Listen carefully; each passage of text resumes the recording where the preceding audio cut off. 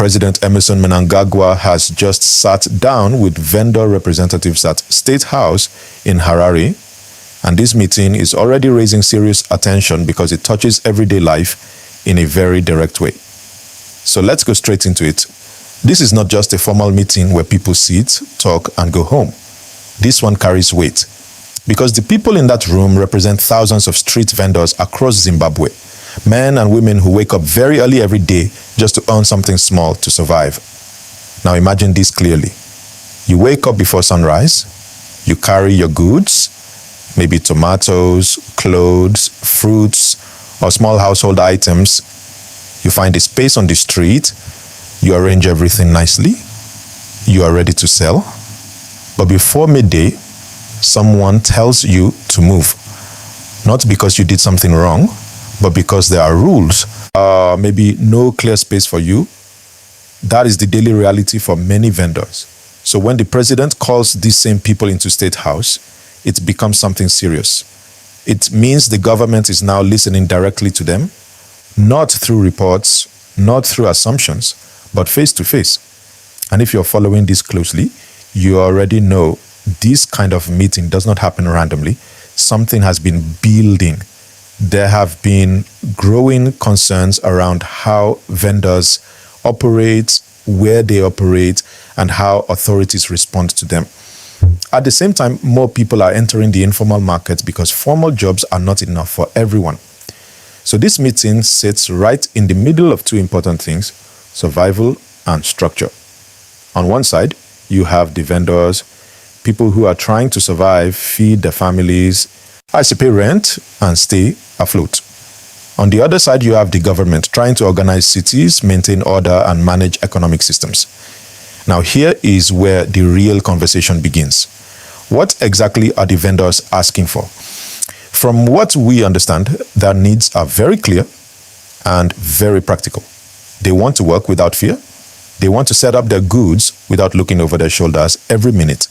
They want proper places to sell, not temporary spots where they can be moved at any time. They want fair rules, rules that make sense for their reality. And most importantly, they want respect for the work they do.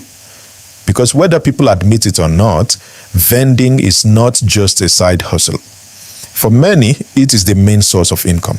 Now pause for a second. If you are enjoying how this story is being broken down in a simple and clear way, go ahead and like this video, subscribe to the channel, and stay with me, because this gist is getting deeper. Now, let's look at the other side. From the government's point of view, there are also real concerns. Cities need to be organized, streets need to be clean, traffic needs to move, there must be systems for taxes, safety, and proper planning. So the challenge here is not about choosing one side over the other. It is about finding balance. And that is exactly why this meeting is important. Because for the first time in a while, both sides are sitting down to talk directly. Now imagine the room. Government officials seated, vendor representatives seated. Everyone aware that this conversation affects millions of people. You can already tell this is not a small talk kind of meeting. This is where real issues are being placed on the table. This is where frustrations are being explained. This is where expectations are being shared. And this is where solutions might begin. But here is the part that makes this even more interesting. This meeting is not just about vendors. It is about the entire informal economy. In Zimbabwe, the informal sector is very large. Many people depend on it. It includes not just vendors, but small traders, artisans, service providers, people who are building something for themselves outside formal employment. So when the president engages with vendors, he is indirectly engaging with a huge part of the population. That is why this moment matters. Now think about what could come out of this. If things go well, we could see better systems being introduced.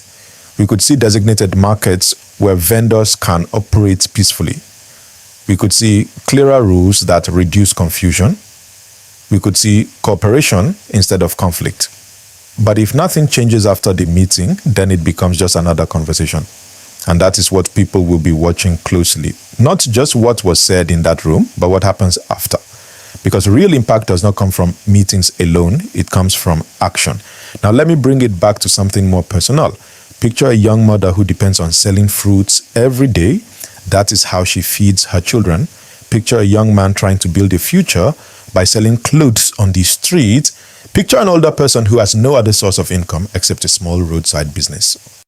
These are the people behind the word vendors. So when policies are discussed, when decisions are made, these are the lives being affected. That is why this conversation is so important, and that is why people are paying attention. Now, as you are listening to this, I want you to also be part of the conversation. Do you think this meeting will bring real change? Do you believe vendors should have permanent spaces to operate, or do you think stricter control is needed to maintain order? Drop your thoughts in the comments, and don't forget to like this video and subscribe so you don't miss the next update. Now, let's continue. One key thing to watch after this meeting is communication. Will there be clear announcements? Will vendors be informed properly? Will the public understand what is changing? Because without clear communication, even good policies can fail. Another thing to watch is implementation. It is one thing to say vendors will be supported. It is another thing to actually create spaces, enforce fair rules, and make sure everything works on the ground. That is where the real test will come. And let's be honest, people are not just looking for promises, they are looking for results. Now, there is also a bigger picture here. This meeting shows that leadership is aware of what is happening at the grassroots level. It shows that the voices of everyday people can reach the highest office. And that alone sends a message. But again, awareness must lead to action. Because if people feel heard but see no change, frustration can grow.